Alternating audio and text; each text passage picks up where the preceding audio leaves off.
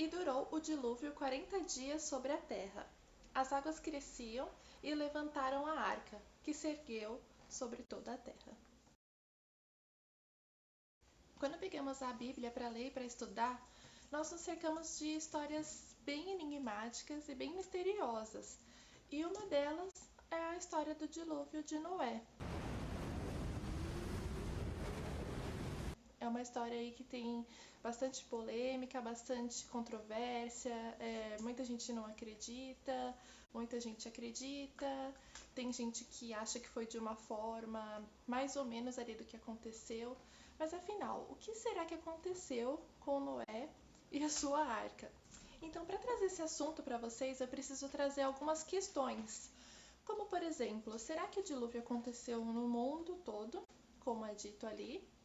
Ou será que aconteceu apenas em algumas regiões ou em uma região e a história se espalhou pelo mundo? A gente precisa entender que naquela época não existia o meio de comunicação que nós temos hoje. Não existia ali o jornal, não existia a televisão, não existia a rádio, não existia o WhatsApp. Então não tinha como você ligar para alguém lá do outro lado do mundo e falar: tá chovendo aí? Tá inundando? Não tinha como. Então fica um pouco difícil de saber se aquilo que estava acontecendo era só naquela região ou se era no mundo todo. No livro Os Exilados da Capela, A Caminho da Luz e A Gênese, de Allan Kardec, eles trazem um pouco sobre vários dilúvios que aconteceram durante a criação do nosso planeta em épocas diferentes.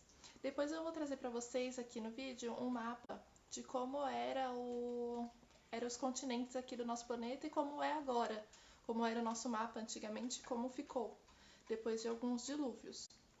Então sim, o dilúvio de Noé aconteceu, ele não pegou o mundo todo, mas ele destruiu um continente inteiro que submergiu sobre as profundezas do Oceano Atlântico. E esse continente que eu tô falando para vocês, eu acho que vocês já conhecem, é o continente de Atlântida. Então agora o que precisamos compreender é por que o dilúvio aconteceu, porque Deus mandou o dilúvio. Na Bíblia ele diz que se cansou da maldade do homem, né, que essa maldade precisava ser expurgada ali da terra. Mas no tempo de hoje nós temos essa mesma maldade, se não talvez pior, né? Estamos melhorando e tudo mais, mas se for analisar uns tempos atrás, por exemplo, na época de Hitler, teve tempos muito tristes, né, da nossa história. E não houve um dilúvio. O que aconteceu em Atlântida foi uma coisa muito mais séria do que qualquer maldade que aconteceu aqui na Terra. O que aconteceu em Atlântida foi algo que precisava ser retirado daqui antes que mudasse toda a história da nossa evolução. O mal ali precisava realmente. Então, para compreender melhor essa história, nós precisamos voltar lá atrás, no tempo dos capelinos. Sempre os capelinos, né? Eles são culpados de tudo, coitados. Mas precisamos voltar lá atrás, quando eles foram exilados lá do seu planeta e trazidos para cá. O plano, que não ocorreu, mas o plano era que esses espíritos fossem colocados todos no continente de Atlântida. Lá já existia os Atlantes, tá? Eles eram um povo mais evoluído que vieram de um planeta da estrela de Sirius. E lá era como se fosse uma base do nosso planeta. Eles viviam isolados de todo o nosso planeta, como uma base para ajudar futuramente na evolução. Então a tecnologia deles era muito maior do que temos hoje. Acho que precisaríamos evoluir um século ainda em tecnologia para chegar na tecnologia que os Atlantes tinham naquela época. Mas que fique claro que o povo de Sirius não eram exilados de seu planeta, eles não foram expulsos de Sirius. Eles, na verdade, são voluntários. Assim como no vídeo anterior sobre os índigos e os cristais, eu falei um pouco sobre esse povo que é voluntário para vir para cá ajudar os seus irmãos mais novos, né? Então, por isso que eles viviam isolados, a frequência energética deles era muito maior do que a dos terrestres naquela época, que eram homens das cavernas. Então, por esse motivo, eles não podiam se misturar. Por esse motivo, eles ficavam ali isolados, né? E depois eles poderiam trazer, nos tempos atuais, todo o seu conhecimento e, aliás, nem todo, né? Acho que só um pouquinho, que a gente não está preparado para tudo que eles tinham a nos oferecer. Mas esse era o real plano de Atlântida. Então os Atlantes viviam felizes ali no seu continente, onde eles só cultivavam o bem. Foi uma época de grande prosperidade e muitos avanços tecnológicos. Onde não existia regra, não existia leis, eles eram guiados apenas pela sua moral. E os Atlantes tinham um autoconhecimento sobre a maior energia do universo, né, o Viril. E eles ensinavam tudo isso para sua população ali, mas ensinava só o básico. A fonte mesmo da energia e o que ela era capaz de fazer era conhecimento apenas dos sacerdotes de Atlântida. Então, até que eles começaram a passar todo esse conhecimento aí para os jovens, sem saber que algum desses jovens eram capelinos, ali já encarnados em seu continente. E foi aí que aconteceu o primeiro assassinato em Atlântida, onde um jovem matou uma pessoa ali usando um pequeno conhecimento que ele tinha sobre essa energia. Ele conseguiu parar a respiração de uma pessoa. E aí o caos se instalou ali. Então os Atlantes ficaram extremamente chocados quando viu isso acontecer, porque não era algo que eles estavam acostumados a ver, isso não existia aqui. E eles imploraram por ajuda porque não sabiam o que fazer. Então foi dito a eles, a esses espíritos de Atlântida, que os capelinos, espíritos rebeldes, estariam encarnando entre eles e que eles precisariam ter paciência para guiar esses espíritos. E que se o pior acontecesse, se caso não desse certo, tudo seria destruído para que isso não fosse levado para o resto do mundo. Que foi o que acabou acontecendo. Então ali os capelinos começaram a ficar cada vez mais obcecados por essa energia, que era capaz de fazer tantas coisas. Mas então ficamos muito ambiciosos, ávidos pelo poder.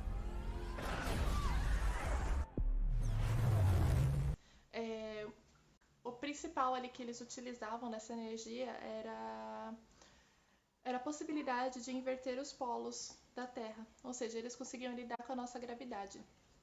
Era dessa forma que eles conseguiam construir as pirâmides que hoje nós temos e não conseguimos construir igual eles faziam. Então todas aquelas construções enormes que eles fizeram pelo mundo, que a gente não sabe como foi parar ali, eles usavam essa tal energia. Outra coisa que eles conseguiam fazer também era de regenerar o próprio corpo. Por isso, na Bíblia, quando vimos os primeiros patriarcas, né, ali eles vivem 300, 500 anos, até 900 anos. Isso era possível por conta do conhecimento que eles tinham dessa energia. Então a guerra se instalou em Atlântida, quando a raça vermelha e a raça branca entraram em conflito. Em Atlântida existiam os vermelhos, os brancos, os negros e os amarelos. Eram as 4 raças do continente. E a guerra entre a raça branca e a raça vermelha aconteceu por conta dessa energia, desse conhecimento que eles queriam. E a raça vermelha saiu vitoriosa. Ela era comandada pelo Atlas, que bem depois vem encarnar aqui na Terra como o famoso Moisés, aquele danadinho. Então, quando ele ganhou a guerra, ele começou a escravizar o restante das raças, inclusive os sacerdotes, para retirar deles um pouco desse conhecimento que eles tanto queriam. Mas os sacerdotes eles preferiam morrer do que passar essa informação e que ela caísse em mãos erradas. E então aconteceu o que eles tanto temiam. A Atlântida então teria que ser destruída para que todo esse conhecimento e todo esse poder não caísse em mãos erradas e não se espalhasse pelo mundo. Então, o que os sacerdotes fizeram? Eles uniram ali os jovens, os capelinos que tinham uma boa índole, que eram bons e que tinham conseguido aprender as lições, e avisaram eles que o continente seria destruído e pediu que eles construíssem suas arcas. Foram construídas ali 6 arcas, cada uma com 50 capelinos dentro. E também se explica um pouco como que Noé conseguiu fazer aquela arca gigante, né, num tempo tão primitivo.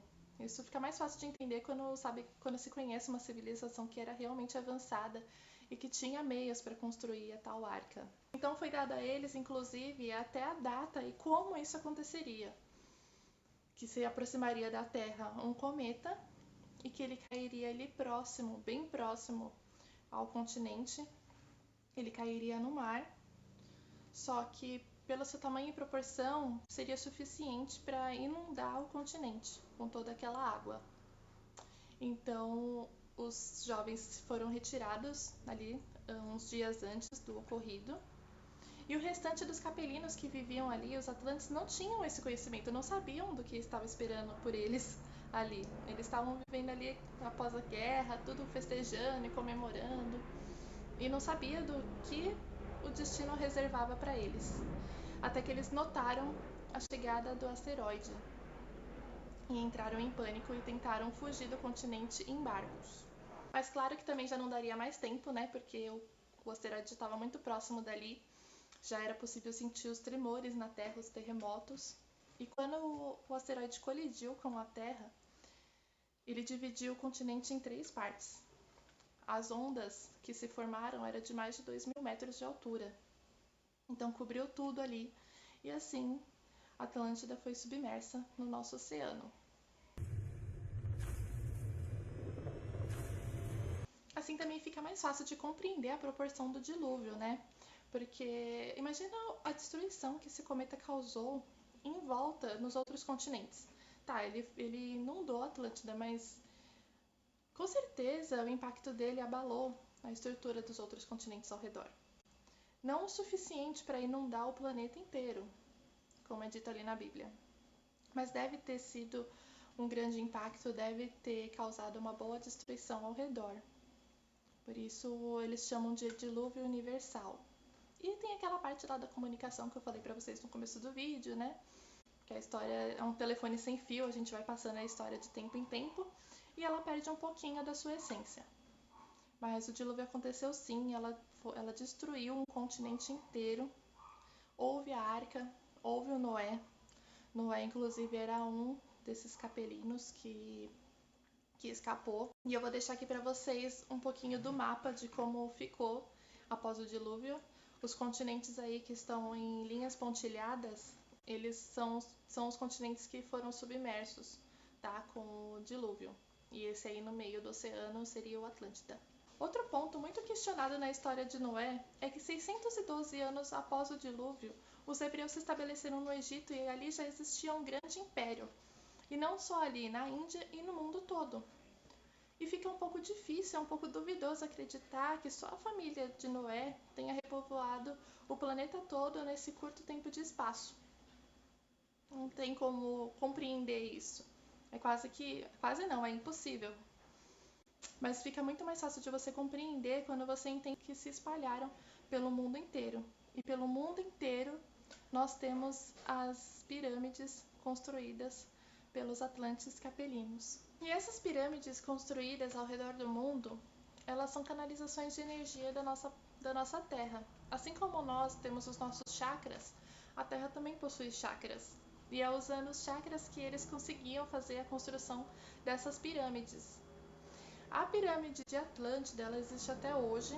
Era uma pirâmide parecida com, talvez, o que nós conhecemos hoje como cristal. Ela está lá enterrada no fundo do oceano, mas sua energia até hoje funciona da mesma forma. Acho que vocês já ouviram falar sobre o Triângulo das Bermudas, né? Onde as embarcações, aviões, tudo que passa por ali meio que entra em pane no sistema por conta da grande energia emanada da pirâmide que está ali submersa. E se vocês querem conhecer essa história com mais detalhes, eu indico para vocês esses 2 livros. De todos que eu li, esses são os que contam melhor essa história, que é o Atlântida no Reino da Luz e o Atlântida no Reino das Trevas. O primeiro ele conta um pouco como era a Atlântida antes dos capelinos, como que era a civilização deles e o conhecimento, a tecnologia. E o segundo já entra na parte da guerra e da destruição do continente. São ótimos livros, super indico. Eu espero que vocês tenham gostado do vídeo. Deixe aqui nos comentários o que vocês acharam, se vocês já conheciam essa história. Eu vou adorar saber. Até a próxima, gente. Um beijão!